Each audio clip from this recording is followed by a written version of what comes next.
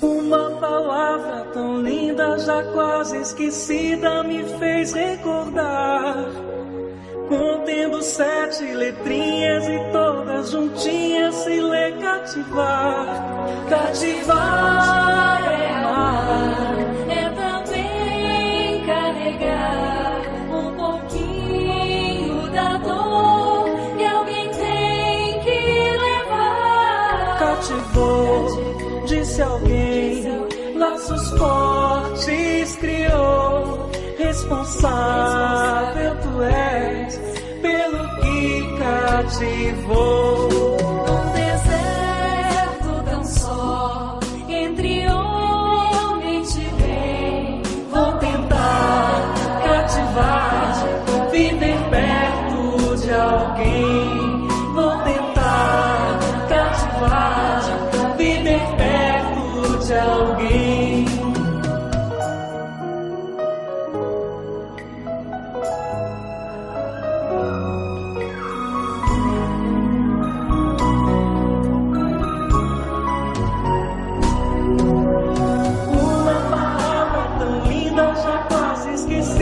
Me fez recordar, contendo 7 letrinhas e todas juntinhas se lê cativar.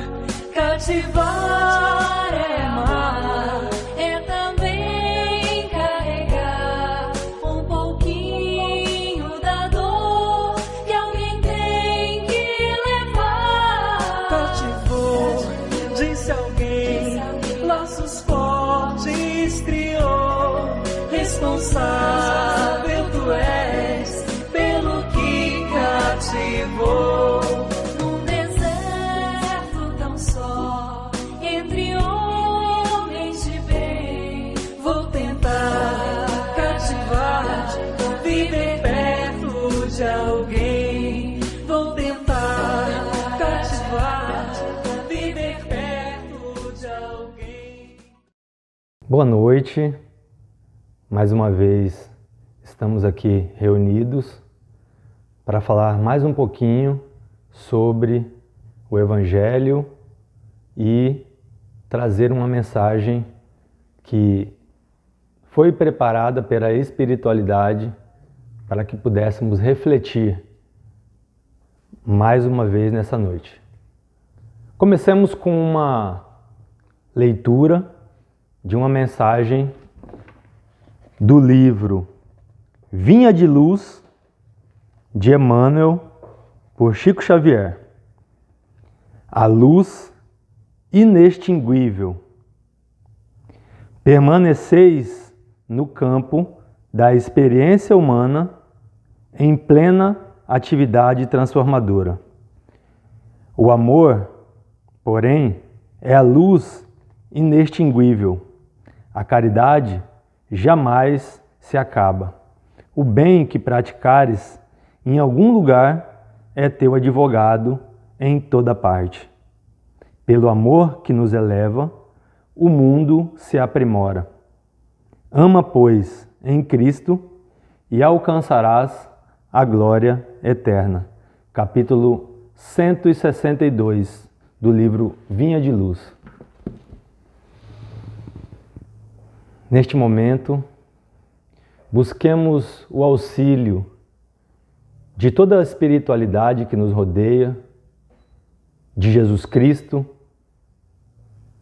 nosso modelo e guia da humanidade, e busquemos o consolo, o auxílio e o esclarecimento para que nós possamos entender as profundezas e a grande intenção que nós possuímos para o entendimento da mensagem dessa noite. E que ao final possamos sair mais jubilosos e motivados, cheios do amor de Deus e da sua luz inextinguível. Que assim seja. O tema da palestra dessa noite é superar o obstáculo e marchar. Superar e seguir em frente. Ir além, avançar. Existem 11 leis morais no Livro dos Espíritos, na terceira parte do livro, página 300 em diante. 11 regras divinas que determinam os nossos destinos. Uma delas é a lei do progresso. Nós, querendo ou não, iremos evoluir. Alguns podem até tomar a decisão de que querem demorar um pouco. Podem dizer, não, eu quero sim viver todos os prazeres deste mundo, quero fazer as coisas do meu jeito, no meu tempo. Não vai dar certo. Independente da nossa vontade, nós iremos evoluir. Queremos nós ou não, nós avançaremos rumo ao Pai. Seja nesta ou em inúmeras outras encarnações seguintes. Nós chegaremos a serem anjos, a sermos anjos, espíritos de luz, espíritos puros. Mesmo que demore, segundo Emmanuel, a eternidade. Porque essa é a lei. Essa é a lei do progresso. Você aqui que é pai, você aqui que é mãe, sabem que se não obrigar o filho a se vestir sozinho, a tomar banho sozinho, ele não vai aprender a ter independência. Se você não obrigar ele a dedicar tantas horas por dia de estudo, ele não vai aprender que a obrigação é mais importante que o prazer. Mas você sabe que a obrigação é mais importante que os prazeres. E mesmo que você tenha que fazer isso de forma obrigada com ele, mesmo que você tenha que forçá-lo a fazer isso, essa é a sua tarefa, como pai, como mãe. Porque você sabe que se ele não entender que a obrigação é mais importante que o prazer, ele não para em nenhum emprego, não fica em nenhum trabalho e não vai conseguir sustentar a sua família no futuro. E lá na frente, quando eles tiverem os filhos deles, eles vão te agradecer. Pode ter certeza, eles vão te agradecer. Jesus faz isso conosco, visando a lei do progresso. Ele impõe certas obrigações, mesmo sendo revestidas de dificuldade, de oportunidades e obstáculos. Mesmo sendo de forma forçada, obrigatória, ele nos impõe isso, como se fosse um incentivo, um estímulo, porque o obstáculo é um estímulo que nos força, que nos obriga a ir para frente. E é com esse objetivo que nós somos submetidos às mais variadas formas de obstáculos neste mundo, nesta vida. Mas todos esses obstáculos possuem um motivo. E esse motivo é fazer com que paguemos as nossas dívidas de vidas passadas. Ações que nós fizemos que não era de acordo com os princípios de Deus, com os princípios do amor e da caridade. E esse motivo é o que vai nos fazer evoluir espiritualmente. Foi assim que Jesus fez com seus apóstolos, com seus discípulos. E podemos ver isso quando ele disse para Simão Pedro: Simão, verás, te levarei a lugares onde não quereis ir. E assim foi feito. E no livro Boa Nova, de Humberto de Campos, podemos ver um capítulo destinado a Simão Pedro, as negações de Simão no momento da prisão de Jesus.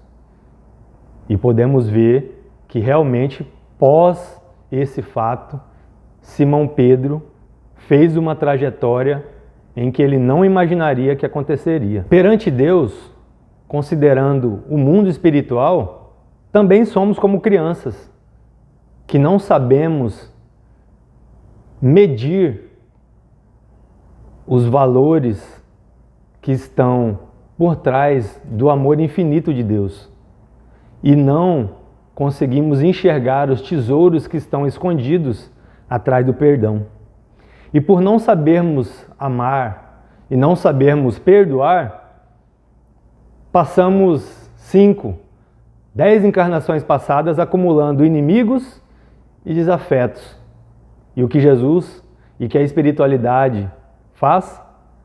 Joga todo mundo na nossa família, para que possamos aprender a amar um inimigo como nosso filho, para que possamos tolerar, perdoar um desafeto na figura de um irmão de sangue. A pobreza, as dificuldades, o sofrimento, as doenças, as rivalidades, tudo isso são oportunidades que são nos dadas no nosso dia a dia para que possamos progredir, para que nós possamos evoluir espiritualmente. E é preciso que nós façamos essa trajetória. Mas não se preocupe, você não vai ser o primeiro a fazer essa trajetória de superação dos obstáculos e o avanço, a marcha de seguir em frente. E se você observar a trajetória de muitos outros que vieram antes de nós, como os mártires da antiguidade, nós poderemos aprender com eles como foi a sua trajetória rumo ao progresso. Mas o mais importante de nós observarmos não é a gente ficar aqui observando os problemas que eles passaram, as dificuldades. O mais importante é tentar entender em que momento eles superaram a dificuldade e o obstáculo. Em que momento eles decidiram seguir em frente. Façamos um parênteses aqui para apresentar o livro Paulo Estevão. É extenso, é grande, mas vale a pena. A leitura de Paulo Estevão mudará a sua vida. Você passará a ver as dificuldades e os obstáculos de uma forma completamente diferente. Paulo, antes chamado Saulo, foi uma pessoa preparada, foi uma pessoa que recebeu todo um planejamento familiar com o intuito de transformar ele numa autoridade no mundo antigo. Na época de Jerusalém, nos idos da vinda de Cristo, existiam os doutores da lei. E essa era a posição de mais respeito na sociedade da antiguidade de Roma e de todo o Império Romano. Eram os doutores da lei. E Paulo, desde pequeno, foi preparado para ser um doutor da lei. Recebeu todos os ensinamentos necessários para se tornar um doutor da lei, a lei mosaica, que naquela época não era somente ensinamentos religiosos, eram as leis que regiam o cotidiano da sociedade. Eram as leis que ditavam o que era certo e o que era errado fazer. E ele chegou lá. Ele se tornou um doutor da lei. E ele começou a pôr em prática tudo aquilo que ele aprendeu durante sua trajetória, que era fazer cumprir diversos ensinamentos e determinações do povo hebreu. Mas, em um determinado momento em que ele buscava cumprir a sua missão, ele foi surpreendido.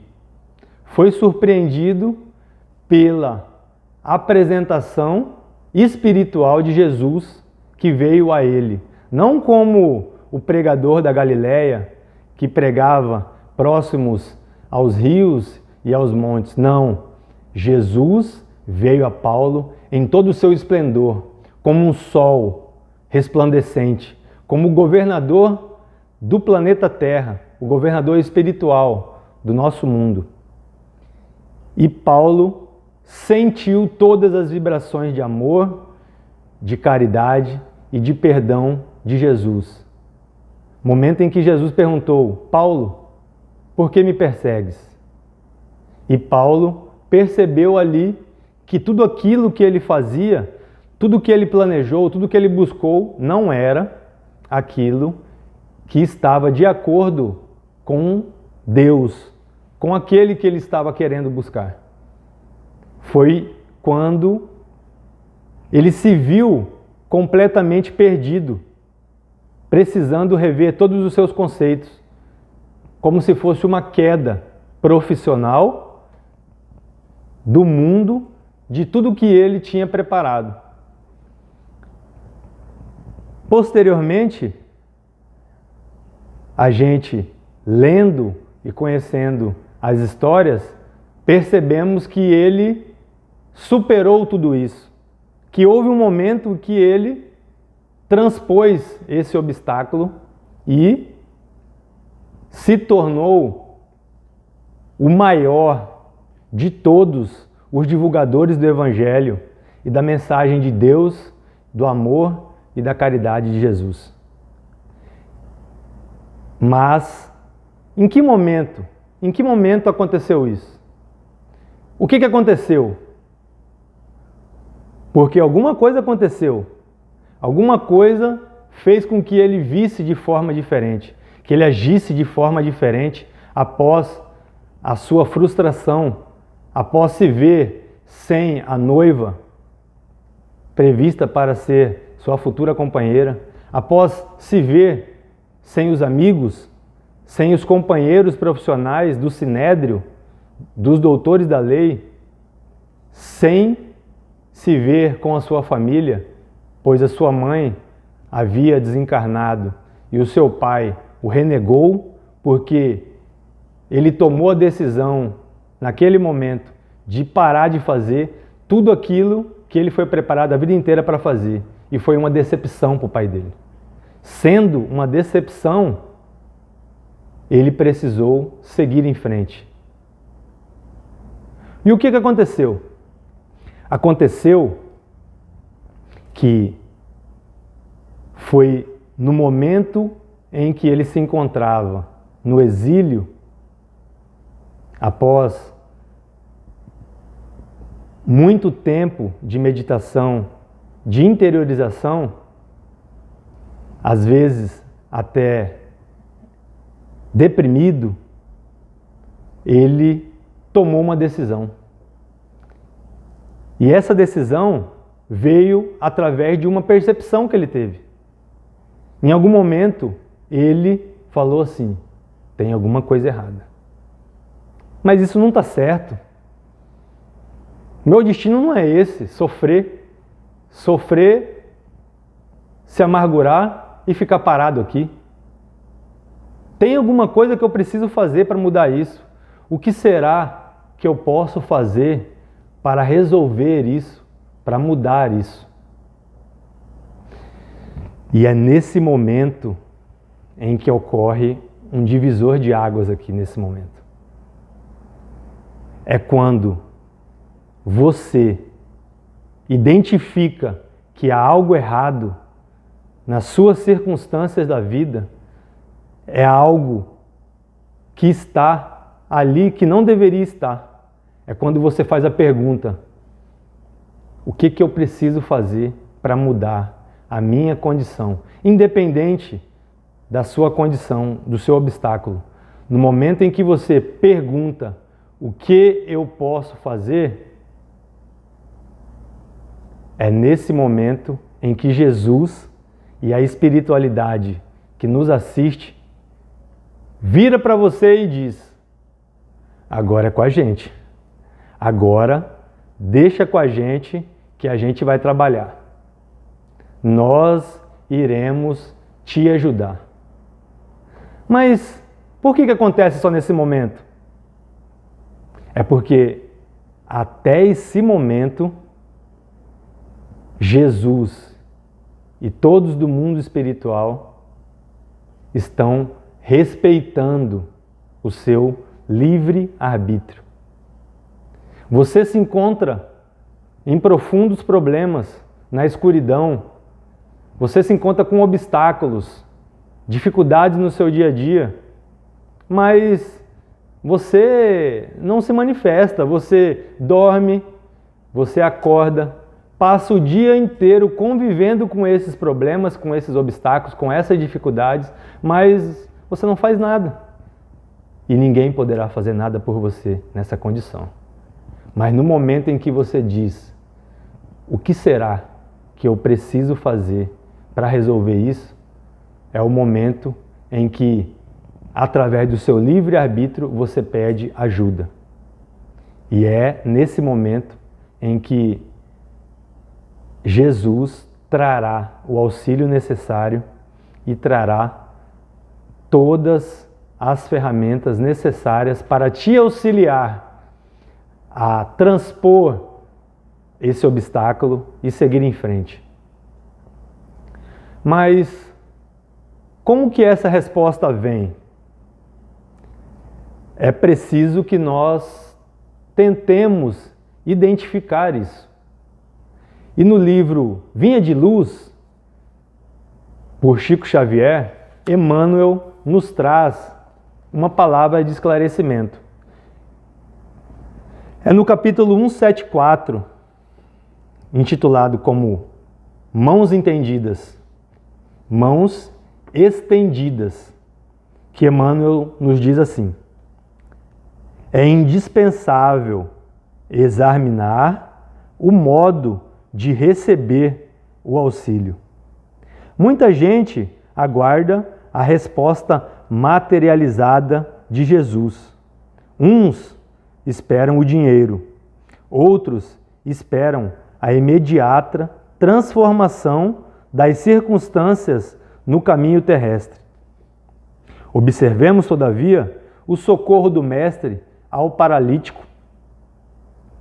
Jesus determina que ele estenda a mão e, em estendendo a mão, não lhe confere bolsas de ouro, nem fichas de privilégio. Cura-a, devolve-lhe a oportunidade de serviço. A oportunidade.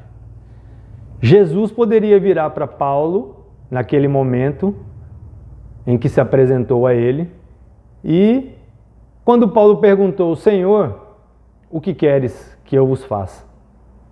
Jesus poderia dizer para ele que ele iria passar 3 anos no exílio, poderia dizer que ele deveria levar o Evangelho, a mensagem de amor, mas que ele não teria o apoio do Sinédrio e nem dos doutores da lei para levar essa mensagem através do templo. Poderia dizer tantas coisas, poderia dizer que ele sofreria, que ele seria preso tantas vezes, que ele seria apedrejado, mas que ele deveria continuar seguindo em frente. Mas não. Jesus disse a Paulo: entre na cidade de Damasco e lá receberá as explicações e as mensagens que você deverá entender para seguir o seu caminho. Então, nós precisamos estar atentos, estar atentos às mensagens, às circunstâncias do dia a dia, porque é nesse momento das circunstâncias do dia a dia que haverá uma mensagem. E Jesus utiliza as pessoas que convivem ao nosso redor, as circunstâncias do nosso redor, para mostrar-nos o caminho em que nós devemos seguir após a superação deste obstáculo. É necessário que nós nos mantemos abertos e receptivos às mensagens do céu, às mensagens de Deus. E é nesse momento em que você poderá marchar, seguir em frente. Cada situação, cada obstáculo transposto e cada vida terá uma história diferente da outra. E será nesse momento no momento em que nós estivermos receptivos às circunstâncias do dia a dia, em que Jesus irá atuar. E como Ele próprio disse, no silêncio dos vossos sofrimentos, eu, o divino agricultor, cultivo as vossas almas. Que assim seja. Boa noite a todos. E é com essa mensagem que nós finalizamos a nossa reflexão dessa noite, invocando novamente o auxílio da espiritualidade que nos rodeia para nos auxiliar a entendermos esta mensagem dessa noite e que possamos sairmos com mais entendimento do que ocorre no nosso dia a dia. Jesus amado, Senhor e guia da humanidade, agradecemos o auxílio de todas as luzes que nos foram trazidos nesta noite. Que nós possamos entender a mensagem a qual foi nos transmitida nessa noite e que possamos seguir em frente, marchar, e que durante essa marcha possamos identificarmos as oportunidades do trabalho, o trabalho que nos auxiliará a regenerarmos dos nossos atos e das nossas falhas. Acompanhe-nos nos nossos lares e em nossa vida. Que assim seja. Graças a Deus.